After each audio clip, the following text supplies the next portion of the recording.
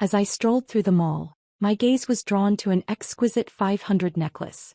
The way it shimmered under the store lights mesmerized me, and for a fleeting moment I hesitated. Maybe I deserved a little reward. Just as I was contemplating the purchase, a small hand suddenly tugged at me. Mom, that's way too expensive. You're not worth it. My son Lucas frowned, his voice laced with undisguised disdain and disapproval. The saleswoman arched an eyebrow, the corners of her mouth curving into a barely perceptible smirk. I glanced around. Other shoppers in the store were indulging in their purchases, their faces brimming with satisfaction. And yet here I was standing in the middle of a jewelry store, humiliated by my own child. Was this really the boy I had raised with my full heart for 7 years? I gently tightened my grip on the necklace, my gaze steady as I looked at him. My voice was as cold as the winter wind. Wrong. I am absolutely worth it. At that moment, I made a decision. I would never again allow anyone to belittle me or deny my worth. The moment we stepped into the house, Lucas ran straight to Daniel, clutching his leg as if he had just uncovered a grave injustice. Dad, Mom bought a 500 necklace for herself. Feigning disapproval, Daniel turned to me with a sigh. Seriously? You don't even have an occasion to wear it. Why waste money on something so expensive? Then, as if reading from a well-rehearsed script, he added, I don't blame the kid for saying something. We're not some wealthy family. Just return it. I stared at the father and son duo, perfectly in sync, their judgment weighing down on me. So what now? I said, my voice icy. After everything I've done for this family, I don't even deserve to spend 500? Lucas clung tighter to Daniel's leg, his face scrunched up in righteous indignation. Well, yeah. Dad works so hard every day to make money and you don't even have a job. What gives you the right to spend his money? A sharp pang shot through me. Daniel had been grinding away at his job for years, barely scraping together $4,000 a month. Between the mortgage, the car loan, and our everyday expenses, our finances were always stretched thin. If it weren't for my meticulous budgeting, this household would have crumbled long ago. And before I gave birth, I was earning over 10 grand a month. I had a promising career ahead of me, until Daniel sweet-talked me into staying home, insisting our child needed his mother. I had been a fool. What cut even deeper was Lucas' words. I could have gone back to work after having him. That was the plan. But at the last minute, Daniel's mother, who had promised to help with childcare, backed out. Left with no other option, I quit my job to take care of our newborn. My world shrank. My conversations with friends shifted from work gossip to diaper brands and baby formulas. My professional network faded away, replaced by other neighborhood moms who were just as trapped as I was. I had sacrificed everything for this child. And yet, this son I carried for 9 months, the one I poured my heart and soul into raising, had the audacity to tell me I didn't deserve a necklace because I didn't make money. He even tried dragging me back to the store, demanding I return it. As I stood there, his words replayed in my head, each one a dagger to my heart. I was so furious I could hardly breathe. And yet I couldn't say a single word. I stormed into my room and slammed the door shut. As if shutting them out physically could somehow bury the undeniable truth. I had made a terrible choice. At the exact moment Daniel and Lucas stood united against me, a thought sparked in my mind. Divorce. If they didn't love me, then I needed to take back the love I had wasted on them. From now on I would love myself. That night I didn't cook dinner. The father and son must have thought they were punishing me by ignoring my absence in the kitchen. They ordered pizza for themselves. Not a single slice for me. I didn't care. I spent the night untangling my thoughts, planning my next steps, and by the time I finally fell asleep it was late. So late that I overslept the next morning. By the time I woke up, Lucas was already scrambling to get dressed, his face contorted in frustration. Mom, why didn't you wake me up? Now I'm late. What kind of mother does that? That's exactly why I don't want to be your mother anymore. I swallowed the words down, casting him a glance. I'm not a good mother. You should go find your dad. Lucas screeched in outrage and immediately called Daniel. Daniel had already left for work, but the second he heard his precious son's complaints, he didn't hesitate to take a leave of absence and rush home to drive Lucas to school. By then I was already dressed and out the door. If I wanted a divorce, the first step was securing a job. 7 years as a stay-at-home mom meant I had no savings, And walking away from this marriage without a financial cushion would be downright foolish. I used to be a project manager well regarded in my field.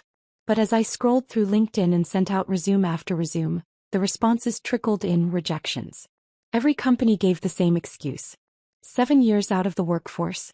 You're behind on industry trends. Fine. I lowered my expectations, willing to start from scratch.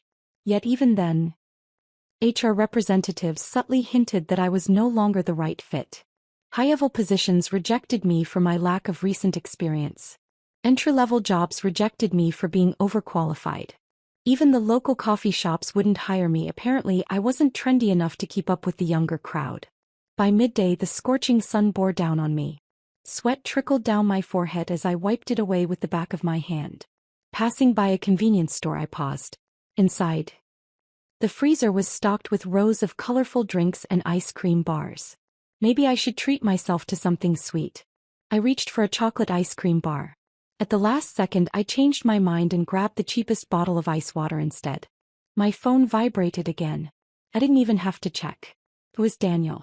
Let me guess, he is calling to yell at me. I was in no mood to deal with him. Without hesitation, I blocked his number. I'd unblock him when I got home. The second I stepped through the door, Daniel was on me like a missile.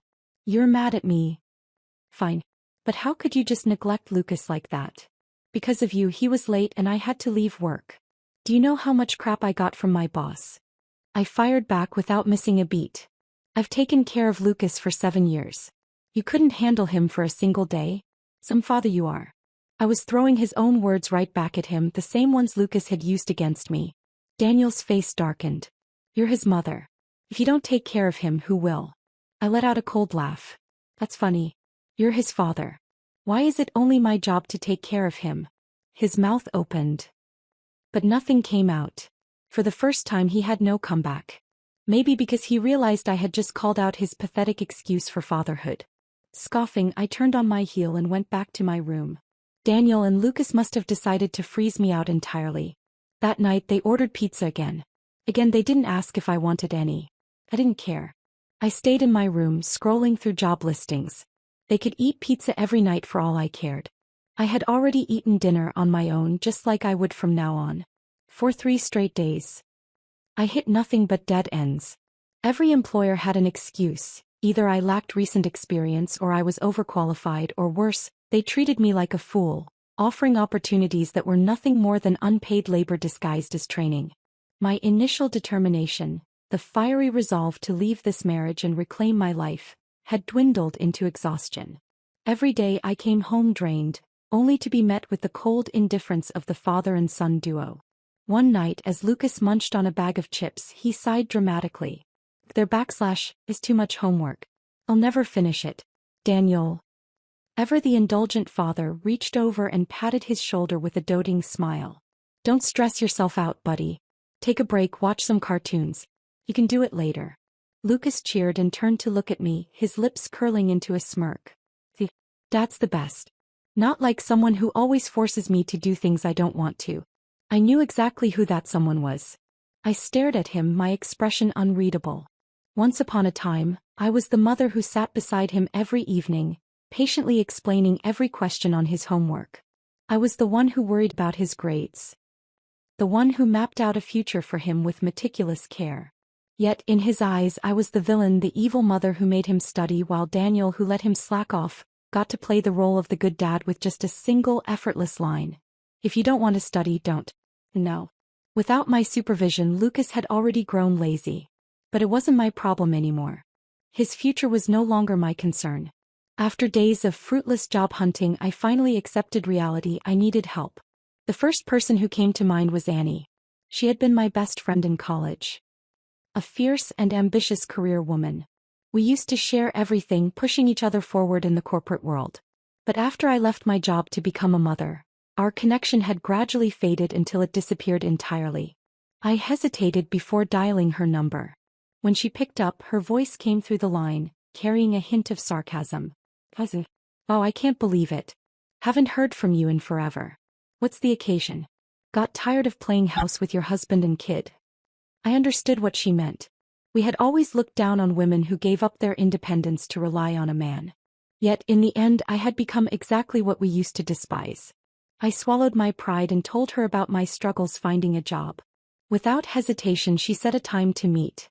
When I saw Annie again it felt like stepping into an alternate reality. She sat across from me, radiating confidence in a chic designer outfit, her hair styled in perfect waves, the kind of effortless glamour you only saw in TV dramas. The kind of woman I used to be. Instinctively, I clenched the hem of my 2-year-old blouse, suddenly hyper-aware of how outdated and worn I looked. Annie studied me then cut straight to the point. "You're looking for a job but can't find one?" I nodded. She sighed. "Yeah, the job market is tough right now. Companies are hesitant about hiring someone who's been out for so long. But don't take it personally, it's not about your skills." Blunt but honest. She wasn't sugarcoating anything and I appreciated that. "Come work for me," she said. A few years ago, Annie had spotted an opportunity and quit her job to start her own media company. She had ridden the wave of the influencer boom and now her business was thriving. She casually mentioned that 2 of the content creators under her agency had already hit 1 million followers.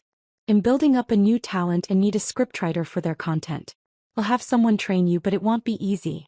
I had been in the workforce long enough to know that starting over required effort. But at least in this world hard work paid off. Unlike in my home, where years of sacrifice had earned me nothing but contempt. Annie laid out the salary structure, the revenue split, and told me to report to her office the next day. I could barely contain my excitement. If possible, I would have followed her out of the cafe right then and there. Annie patted my shoulder and smirked. "Do a good job. Get your finances in order and divorce that selfish bastard already. I told you years ago Daniel wasn't worth it." He had never liked him. Back when we were dating she had warned me countless times. But I had been blinded by love. I had not only married him, but I had given up everything for him. I had let him talk me into quitting my career, into becoming nothing more than a housewife and mother. I had ignored Annie's warnings. But at least now it wasn't too late. I still had a chance to start over. After joining Annie's studio I threw myself into learning, devouring every bit of knowledge I could. I stayed late every night refining my skills, rewriting scripts over and over again. Annie and her team were as strict as I had expected. Every draft I submitted was returned covered in corrections, forcing me to revise, rethink, and rewrite. By the end of my first month, I had only managed to earn $2,000. But I wasn't discouraged. Holding my first paycheck in 7 years, I treated the team to coffee, thanking them for their patience and guidance. This was just the beginning. I would climb higher step by step. It wasn't until I received a call from Lucas' violin teacher that I realized I had completely ignored the father-son duo for an entire month. "Mrs. Gray, I wanted to check if Lucas is still continuing his lessons. He hasn't shown up for any classes this month." My grip on the phone tightened. "If he's dropping out, could you at least settle last month's tuition?" She hesitated before adding, "And also last time Lucas." I cut her off without a second thought. "Sorry, Miss Sussy, I'm no longer responsible for anything concerning Lucas. If you have any issues, please call his father." I recited Daniel's number and ended the call with a polite but firm goodbye. That evening, Daniel, who had barely acknowledged my presence for weeks, suddenly had a lot to say. Storming up to me, his face darkened with anger. "How the hell could you not pay Lucas' violin tuition? Do you know how humiliating it was to get that call at work? In the middle of a meeting, no less." Apparently Miss Sussy had called him repeatedly, and by the time he finally answered, his entire department, including his boss, was already aware that he had been dodging his own son's tuition fees. I listened to his rant with a calm expression, letting him unload every ounce of frustration. When he finally ran out of steam, I looked up at him, my voice cold. "If you're taking him to lessons, then you should be the one paying for them. There's no need to take that attitude with me." I let out a slow smile, tilting my head mockingly. "Oh wait. My mistake. Lucas hasn't even been going to class for an entire month. What a fantastic job you're doing as a father." Nothing wounded a mediocre man more than a bruised ego. Daniel was already the lowest paid employee in his department, constantly overshadowed by even the interns. Now, thanks to Ms. Sussy, he had been publicly shamed as a deadbeat parent too. His face burned red.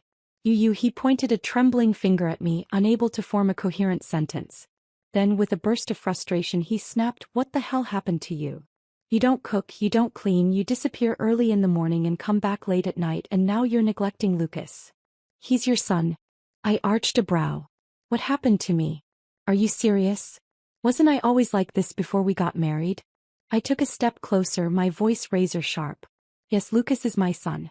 But tell me, Daniel, could I have had him alone? He's yours too, yet somehow, everything about him has always been my responsibility while you got to pick and choose when to be a father.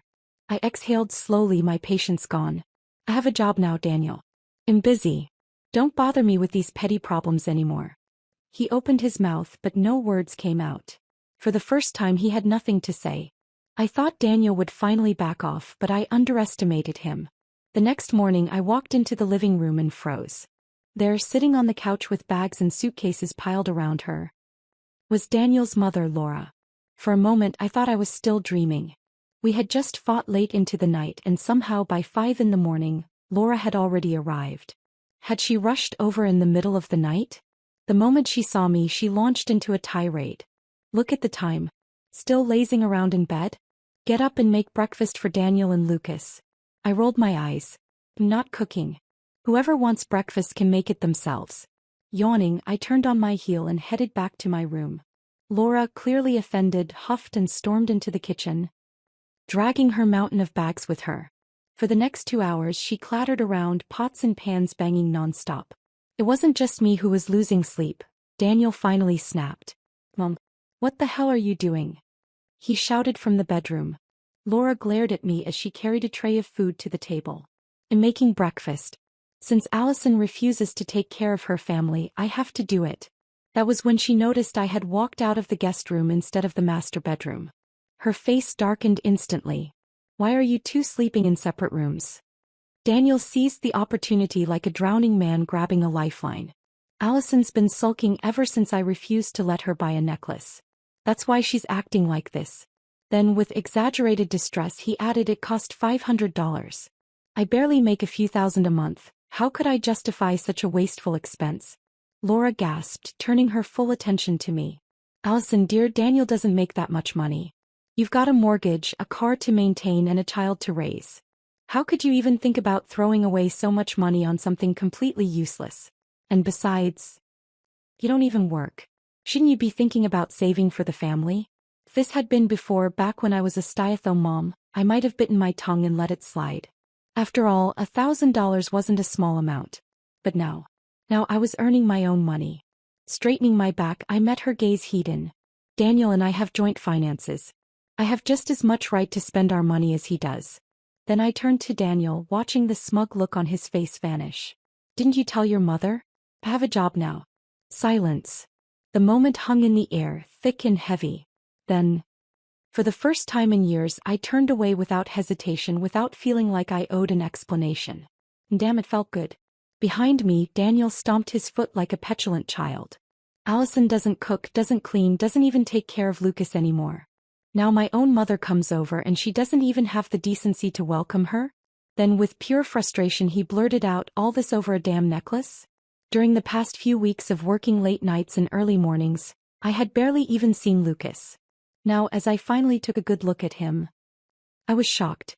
He had gained a noticeable amount of weight and was currently devouring a giant piece of fried chicken, grease smeared all over his mouth and hands. No surprise there. Before Laura showed up, Daniel had been feeding him nothing but takeout, mostly fast food. Of course he had put on weight. Laura, sitting beside him, stroked his back as if he were fragile porcelain.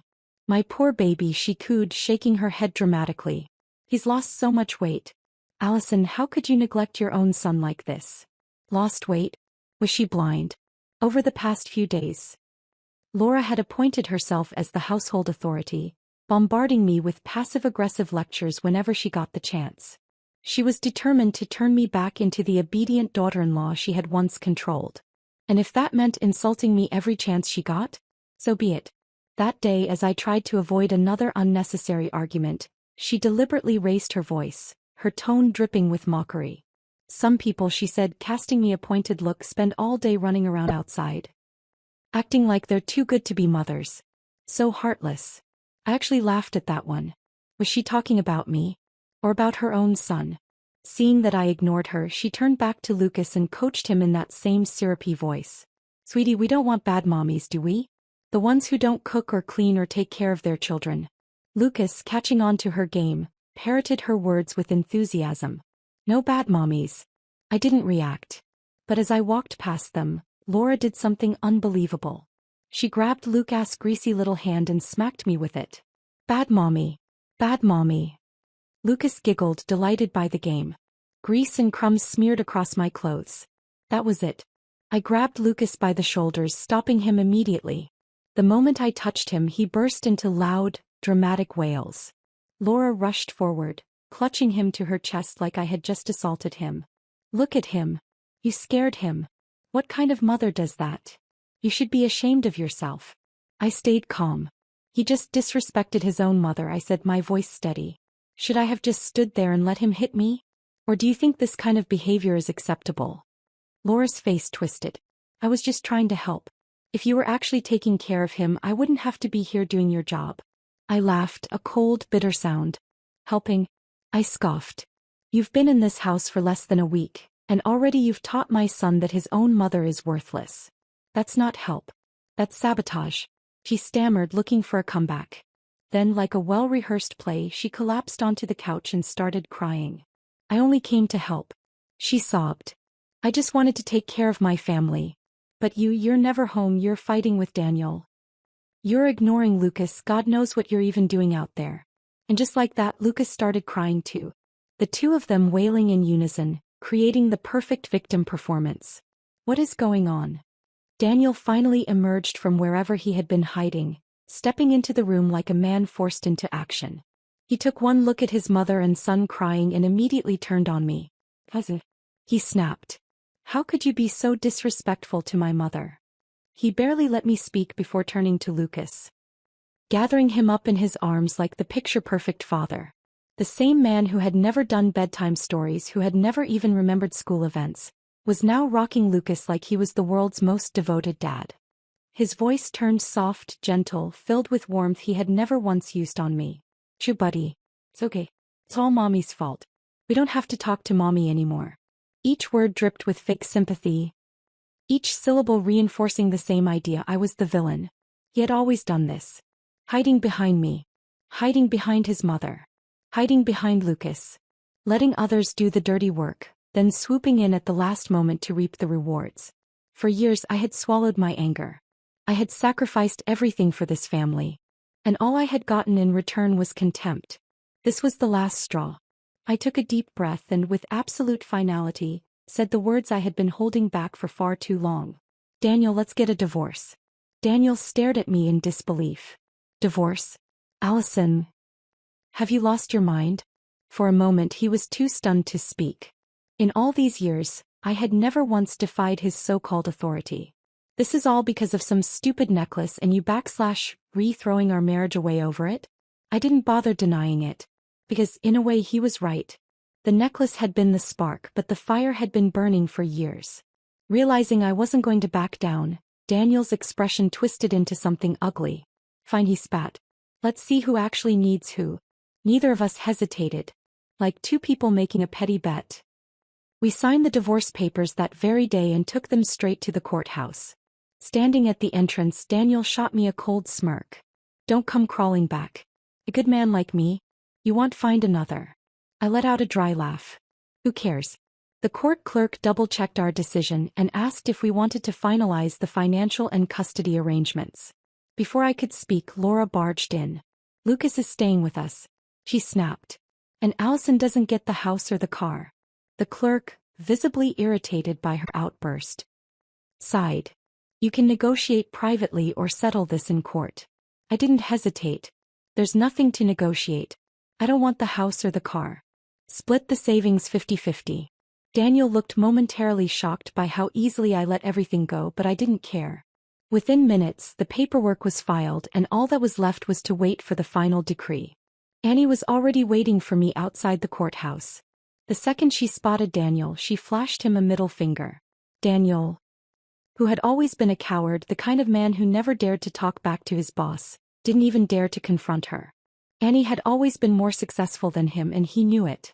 Instead he turned back to me with one last bitter parting shot. It's too late to back out now, Allison. You're going to regret this. Without me you'll be miserable. Before I could reply, Annie shoved me into her car, then rolled down the window just long enough to sneer. Seriously? You think you're some prize? With that she floored the gas, leaving Daniel and Laura in a cloud of exhaust. As Annie drove, she glanced at me from the corner of her eye. Finally, she said, shaking her head. I was starting to think you'd never leave him. I exhaled slowly. It all happened so fast. I didn't even have time to prepare. And now I don't have much in savings.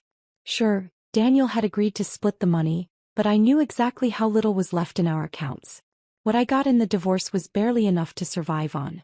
Annie shot me a knowing smile. Don't worry. I've got your back. I felt a rush of gratitude. I had walked through hell and yet my best friend was still here, still willing to stand by me. But then Annie's expression turned serious. Before you get too relieved, there's something I need to show you. She took me to a quiet coffee shop and found us a secluded booth. After ordering 2 coffees, she pulled out a small stack of photographs and slid them across the table. Take a look. I picked them up, flipping through them slowly. And there he was, Daniel, walking into a hotel with another woman. My grip on the photos tightened. Annie gestured for me to keep looking. I turned to the next image. Then the next. The same woman. The same hotel. Them leaving together, walking side by side. There was no attempt at secrecy, no hesitation. And in one of the photos, Daniel was even carrying her bag, his posture submissive as if he was eager to please her. It was painfully obvious. Daniel was having an affair. I stared at the pictures, waiting for anger, for betrayal, for pain. But there was nothing. Just indifference. She's one of Daniel's company clients, Annie explained. She's taken him to a few business dinners. A friend of mine happened to be at one of those events and recognized him. I frowned, the memories clicking into place. The nights Daniel came home late. The times he was drunk, forcing Lucas to take care of him. Annie's voice turned dry. Funny thing? She's a total player. Sleeps around all the time. But for some reason, she's entertaining the idea of Daniel. I snorted. She must have low standards. Daniel had been struggling at work for months. His performance was at an all-time low, his salary had been cut, and if his numbers didn't improve soon he was on the verge of getting fired. He probably thinks she's his golden ticket, I mused. Annie smirked. Exactly. He divorced you so easily because he's convinced this woman is going to boost his career. He thinks if he plays his cards right he'll get promotions, money, status. He's waiting for his big glow-up. I leaned back in my chair, taking a slow sip of coffee. Let him dream. Daniel had bet everything on this woman. But I knew men like him. They never won. Just as Annie predicted, it didn't even take 2 weeks before Daniel came crawling back. His voice on the phone was the same as always, condescending, as if he were doing me a favor. I've been thinking, he began, as if this were some great act of generosity. Since you're Lucas' mother, it's best for his growth if we're together. I can find another partner anytime, but for Lucas' sake we should get back together. Then right on cue, I heard Lucas sniffling in the background. Mom, I miss you, he whimpered. Please come home. Daniel, you bastard.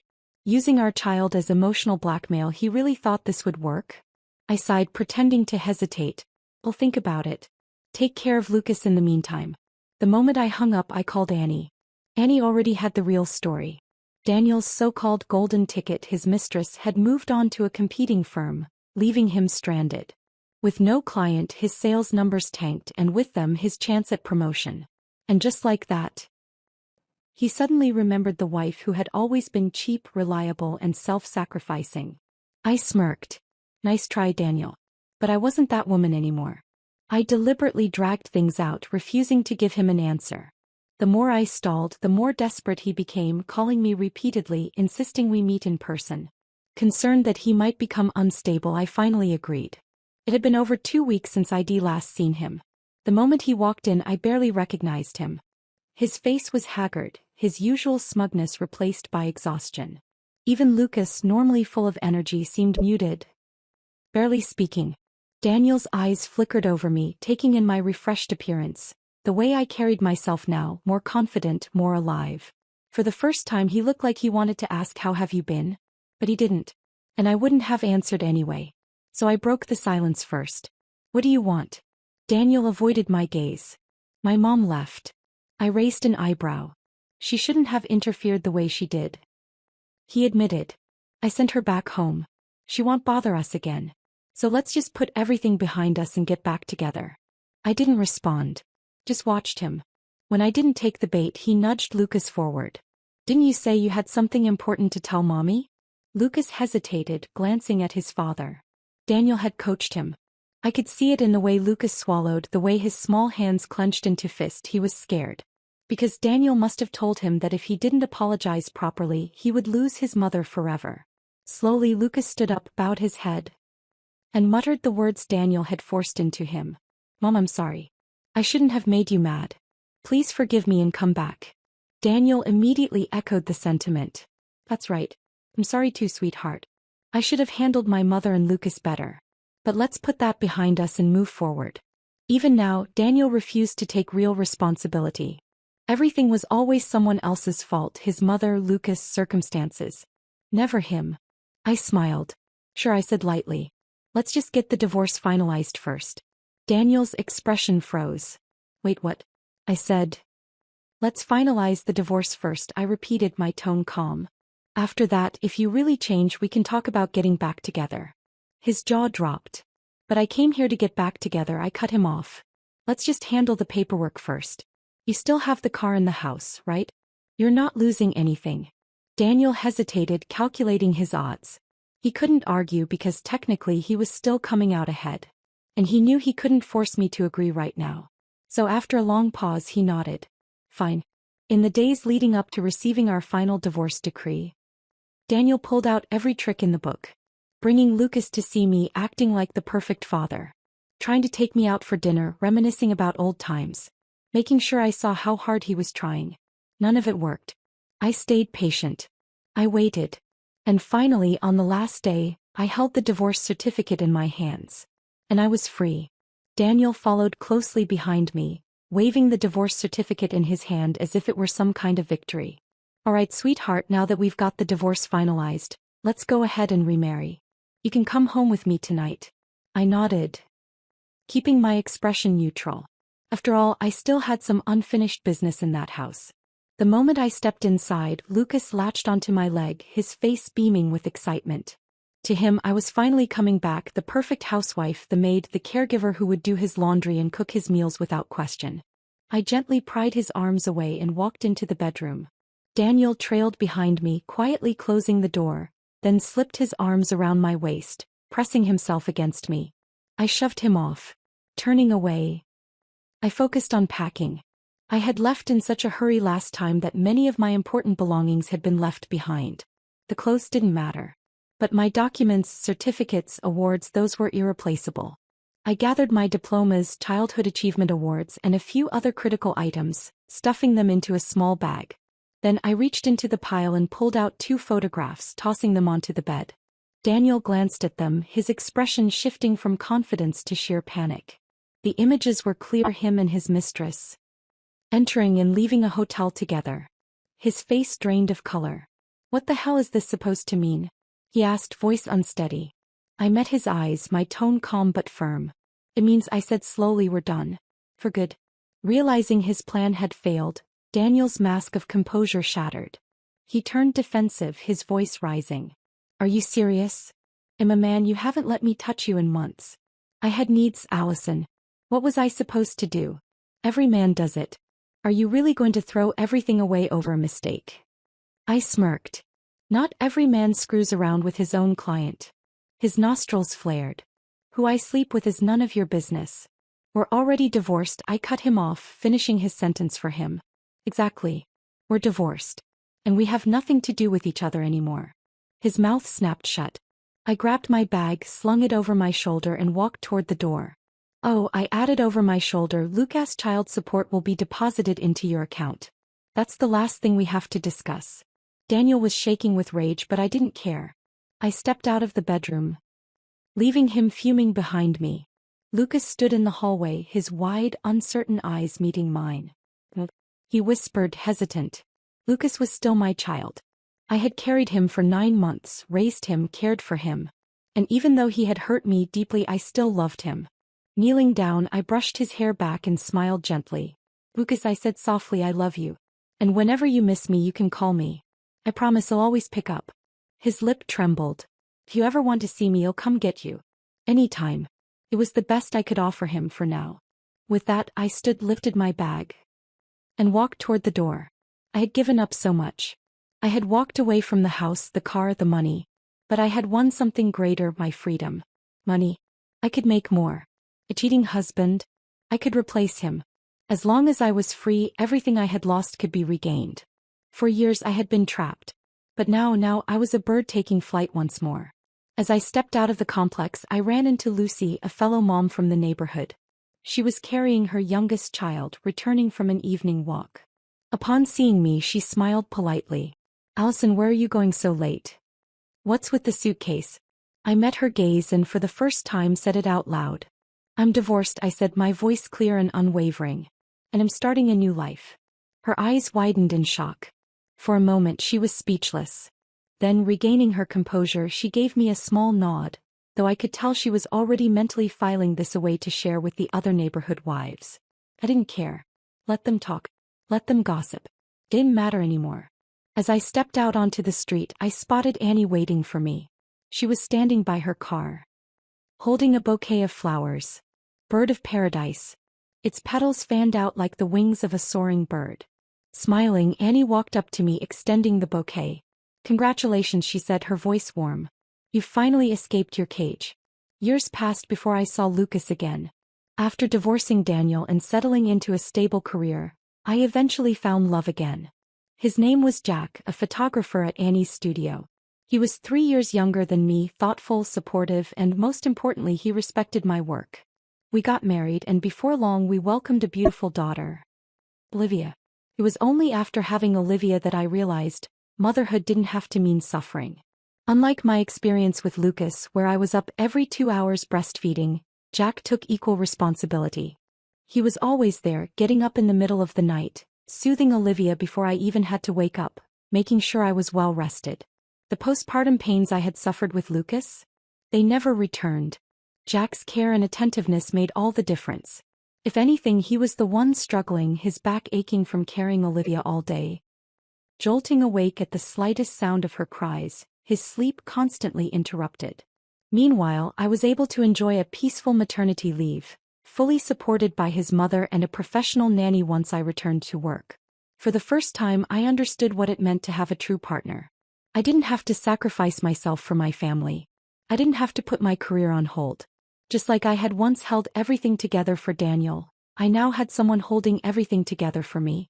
Years passed. Olivia grew up in a home filled with laughter, warmth, and love. She was a bright, happy child, full of curiosity, with Jack's artistic spirit and my resilience. With Jack's unwavering support, my career flourished. I had built a name for myself, and Annie's studio had expanded into one of the most influential media agencies in the city. For the first time in my life, I had everything I had ever wanted: a successful career, a loving partner, and a home where I was truly cherished. And then one day Lucas reappeared in my life. It happened unexpectedly. I was at a cafe taking a rare break between meetings when I heard someone call my name. I turned, and for a second, my breath caught in my throat. Lucas. Except he wasn't the little boy I had left behind. He was grown now, taller than I had imagined, his features sharper, more mature, but there was still something unmistakably familiar in his eyes. A mix of uncertainty, regret, and longing. For a moment, neither of us spoke. Then, almost hesitantly, he took a step forward. Can we talk?